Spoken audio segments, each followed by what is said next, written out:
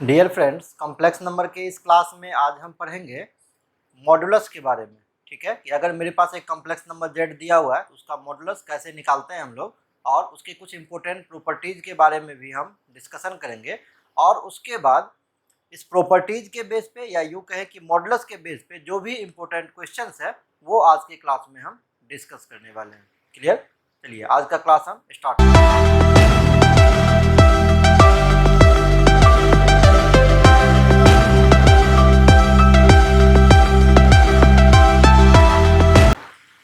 Topic है आपका modulus of a complex number. तो लिखे हैं हम the modulus of a complex number z। अगर z का value a plus i b है तो मॉड z को हम डिनोट करते हैं ऐसे, दो पैरेलल लाइन के बीच में डाल देंगे और इसको डिफाइन करते हैं हम लोग। क्या कीजिएगा आप, यहाँ से देखिए रियल पार्ट में क्या है, a है, और इमेजिनरी पार्ट में क्या है, b है। तो रियल पार्ट का स्क्वायर कर दीजिएगा प्लस इमेजिनरी पार्ट का स्क्वायर कर दीजिएगा। इमेजिनरी पार्ट में आई को आपको नहीं लेना है, सिर्फ कांस्टेंट नंबर जो है, जो उसका कोफिशिएंट है, सिर्फ उसको लेना है। ठीक है, तो ये हो जाएगा ए स्क्वायर प्लस बी स्क्वायर। अगर हम एज फॉर एग्जांपल बात करें, मान लीजिए मेरे पास दिया हुआ है 1 प्लस आई टेन अल्फा। ठीक है, ये है और कह रहा है अल्फा के बारे में कि ये पाई से लेकर 3π/2 के बीच में लाई करता है। देन आपसे अगर कहेगा कि मॉड जेड का वैल्यू क्या होगा तो आप कैसे निकालेंगे, mod z is equal to under root 1 square plus 10 square alpha. और 1 प्लस 10 स्क्वायर थीटा बराबर क्या होता है, सेक स्क्वायर थीटा। तो हम लिख दिए sec square alpha. Clear? Under root sec square alpha under root में हो जाएगा और बाहर कितना निकलेगा, plus minus sec alpha. Root के बाहर बाय डिफॉल्ट प्लस माइनस होता है, आप जानते हैं। और ये किस क्वाड्रेंट की बात कर रहा है ना, पाई से लेकर 3π/2, मतलब ये बात कर रहा है आपको थर्ड क्वाड्रेंट की। तो थर्ड क्वाड्रेंट किसका है, 10 का और कॉट का। ये कौन जा रहा है उसके घर में, सेक जा रहा है, तो किस साइन के साथ जाएगा, नेगेटिव साइन के साथ जाएगा। तो ये माइनस सेक अल्फा हो जाएगा, है ना। थर्ड क्वाड्रेंट में सेक नेगेटिव होता है, इसलिए हम माइनस ले लिए। क्लियर? चलिए अब इसका प्रॉपर्टीज हम देखते हैं। कह रहा है क्या कि अगर किसी कॉम्प्लेक्स नंबर का मॉडुलस का वैल्यू 0 है, या यूँ कहें कि कॉम्प्लेक्स नंबर का वैल्यू 0 के इक्वल है। जैसे आप देखिए a प्लस आई बी एक हम कॉम्प्लेक्स नंबर मान लिए, इसका वैल्यू 0 के इक्वल है, तो इसको आप यूँ भी तो लिख सकते हैं, 0 इंटू आई लिख सकते हैं ना। अब आप जब इक्वेट कीजिएगा तो रियल पार्ट के बराबर होगा, इमेजिनरी पार्ट के बराबर होगा। तो यहाँ से क्या हो जाएगा, a का वैल्यू 0 हो जाएगा और b का वैल्यू भी 0 हो जाएगा। तो वही हम लिखे हैं, रियल पार्ट और इमेजिनरी पार्ट दोनों इस केस में 0 होगा। नेक्स्ट नंबर है mod z is equal to z conjugate का मॉडुलस या माइनस जेड का मॉडुलस, सब आपस में इक्वल होगा। जैसे आप देखिए, अगर हम मान लेते हैं जेड बराबर ए प्लस आई बी, तो कंजुगेट कितना होगा इसका, ए माइनस आई बी, है ना। और अगर हम माइनस जेड निकालेंगे तो माइनस ए माइनस आई बी। अगर हम आपसे पूछेंगे कि मॉड जेड, तो मॉड जेड कितना हो जाएगा, ए स्क्वायर प्लस बी स्क्वायर। अगर हम कहेंगे कि जेड कंजुगेट का मॉडुलस निकालिए, तो अभी भी क्या होगा, ए स्क्वायर प्लस माइनस बी का स्क्वायर, तो माइनस बी का स्क्वायर प्लस ही होगा। अगर हम कहेंगे कि माइनस जेड का आप मॉडुलस निकालिए, तो माइनस ए स्क्वायर, क्योंकि स्क्वायर कर रहे हैं तो क्या हो जाएगा आपका, पॉजिटिव ही हो जाएगा, ए स्क्वायर प्लस माइनस बी का स्क्वायर, तो ये भी आपका बी स्क्वायर हो जाएगा। तीनों हम निकाल रहे हैं, क्या रहा, तीनों का अंडर रूट ए स्क्वायर प्लस बी स्क्वायर आ रहा, तो तीनों वैल्यू आपस में इक्वल होगा। ये दूसरा प्रॉपर्टी है। तीसरा प्रॉपर्टी जो है ये अच्छा खासा इंपॉर्टेंट है। कह रहा है कि रियल नंबर का जो मैक्सिमम और मिनिमम वैल्यू होगा ना, रियल नंबर का मिनिमम वैल्यू होगा माइनस जेड और मैक्सिमम वैल्यू होगा मॉड जेड। इसी तरीके से इमेजिनरी पार्ट का भी मिनिमम वैल्यू माइनस जेड और मैक्सिमम वैल्यू माइनस जेड के इक्विवेलेंट होगा। आप इसको लर्न कर लीजिए, हम आगे इसको सॉल्व करेंगे। नेक्स्ट नंबर, फोर्थ नंबर कह रहा है z into z conjugate is equal to mod z का स्क्वायर। ये काफ़ी आसान है। Z equal to a plus i b मान है, तो जेड कंजुगेट कितना हो गया, ए माइनस आई बी। तो अगर हम जेड इंटू जेड कंजुगेट निकालेंगे तो ए plus i B into A minus I B. आप जानते हैं ए प्लस बी इंटू ए माइनस बी है, तो ए स्क्वायर माइनस बी स्क्वायर होता है। बी की जगह पे आई बी दिया हुआ है। आई स्क्वायर का वैल्यू कितना है, -1, तो ए स्क्वायर प्लस बी स्क्वायर। जब हम मॉड जेड निकाले थे तो क्या कह रहे थे, ए स्क्वायर प्लस बी स्क्वायर, लेकिन अंडर रूट में, तो ये क्या है, मॉड जेड का स्क्वायर है ना। अगर दोनों तरफ आप स्क्वायर करेंगे तो अंडर रूट हट जाएगा। तो वही तो प्रॉपर्टी लिखे है, जेड इंटू जेड कंजुगेट बराबर मॉड जेड का स्क्वायर। ये प्रॉपर्टी है आपका। नेक्स्ट, ये तो आसान है कि अगर मॉड के अंदर में दो कॉम्प्लेक्स नंबर का मल्टीप्लिकेशन है तो दोनों को अलग अलग, है ना, मॉड के आप इक्वेट करके मल्टीप्लाई कीजिएगा, फिर भी सेम हो जाएगा। अगर दो कॉम्प्लेक्स नंबर का डिवीजन का होल मॉडुलस पूछ रहा है तो दोनों का अलग अलग मॉडुलस निकाल के आप डिवाइड कर दीजिए, फिर भी आपका इक्वल होगा। ये 3 प्रॉपर्टी आपका इंपॉर्टेंट है, 3 नहीं बस 2 कहे आप। जैसे पहला प्रॉपर्टी देखिए, Z1 प्लस Z2 का स्क्वायर, यहाँ प्लस माइनस हम लिख लिए हैं तो ये हो जाएगा Z1 square plus Z2 square. आप ऐसे भी जानते हैं a प्लस बी का square A square plus B square plus 2ab होता है, अगर यहाँ माइनस लगा देंगे तो यहाँ माइनस हो जाएगा। क्लियर? तो ये Z1 प्लस Z2 का स्क्वायर, तो मॉड Z1 का स्क्वायर प्लस मॉड Z2 का स्क्वायर। बस यहाँ पे आपको ध्यान रखना है 2 into real part of Z1 और Z2 का कंजुगेट होता है। ठीक है, जब क्वेश्चन सॉल्व करेंगे तो उसमें आपको हम प्रूव करके भी बता देंगे। वैसे प्रूव करने की यहाँ पे जरूरत नहीं है, प्रूव 11th-12th वाला बच्चा करता है, आपको तो अपना क्वेश्चन सॉल्व करने से मतलब है, तो प्रूफ में हम नहीं जाएंगे। ठीक है, यहाँ पे अगर हम माइनस लेके चलेंगे Z1 माइनस Z2 का स्क्वायर, तो यहाँ पे आप माइनस ले लीजिएगा, -2 into real part of Z1 Z2 का कंजुगेट। क्लियर?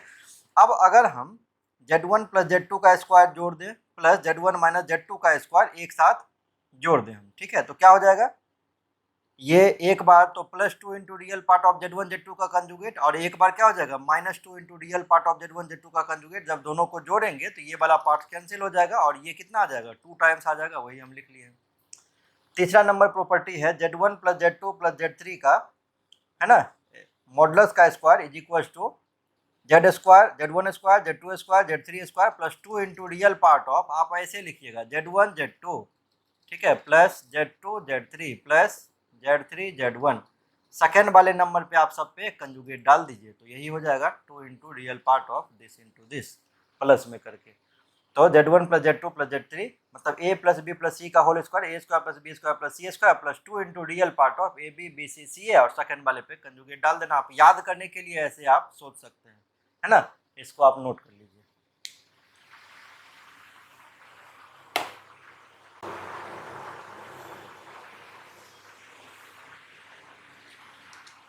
ये क्वेश्चन है, इसमें दिया हुआ mod Z1 plus is equal to mod Z2 is equal to mod Z3, सबका वैल्यू 1 दिया हुआ है। ठीक है, दूसरा चीज दिया हुआ Z1 plus Z2 plus Z3 √2 plus i, then the complex number Z2 Z3 का कंजुगेट प्लस Z3 Z1 का कंजुगेट प्लस Z1 Z2 का कंजुगेट। अभी हम तुरंत एक फॉर्मूला पढ़े हैं, क्या पढ़े हैं, we know that modulus of Z1 plus Z2 plus Z3 का whole square is equal to Z1 square plus Z2 square plus Z3 square plus 2 into real part of Z1 Z2 का conjugate Z2 Z3 का conjugate plus Z3 Z1 का conjugate. यही चीज आप इसका value आपसे पूछ रहा है वो। क्लियर? चलिए, अब गिवन डेट क्या दिया हुआ है, गिवन डेट दिया हुआ है Z1 plus Z2 plus Z3, ये दिया हुआ है √2 प्लस i। दोनों तरफ मॉडुलस ले लेते हैं, तो modulus Z1 plus modulus Z2 plus Z3, क्योंकि मॉडुलस का स्क्वायर है ये, तो इधर जब मॉडुलस लेंगे ना तो √2 प्लस i हो जाएगा। और a प्लस आई बी का मॉडुलस हम कितना जानते हैं, a प्लस आई बी का मॉडुलस जानते हैं √a square plus b square, तो √2 का स्क्वायर कीजिएगा तो 2 हो जाएगा, और यहाँ से 1 है, i का कोएफिशिएंट 1 का स्क्वायर कीजिएगा तो 1, मतलब ये √3 हो गया। स्क्वायर नहीं कर रहे हैं अभी, तो हम मॉडुलस ही कर रहे हैं। अब दोनों तरफ हम क्या करेंगे, स्क्वायर कर देंगे, Z1 plus Z2 plus Z3 इसका स्क्वायर कर देंगे। ठीक है, तो इधर √3 का स्क्वायर ये आपको 3 हो जाएगा, और ये कितना हो जाएगा, ये हो जाएगा मॉड Z1 का स्क्वायर Z2 का स्क्वायर Z3 का square plus 2 into real part of Z1 Z2 conjugate Z2 Z3 conjugate plus Z3 Z1 conjugate is equal to 3। अब देखिए सबका वैल्यू कितना दिया हुआ, ऊपर वाले लाइन में 1 1 1 लिखा हुआ, तो 1 square plus 1 square plus 1 square, तो 1 प्लस 1 प्लस 1 3 हो जाएगा ये, तो 3 into 3 plus 2 into real part of Z1 Z2 का कंजुगेट Z2 Z3 का कंजुगेट और Z3 Z1 का conjugate is equal to 3।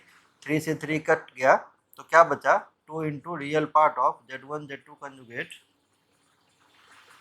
Plus Z3 Z1 conjugate, ये 0 हो गया। अब किसी कॉम्प्लेक्स नंबर का अगर रियल पार्ट ही 0 है तो क्या बचेगा आपका, ये नंबर क्या होगा, ये होगा आपका प्योरली इमेजिनरी।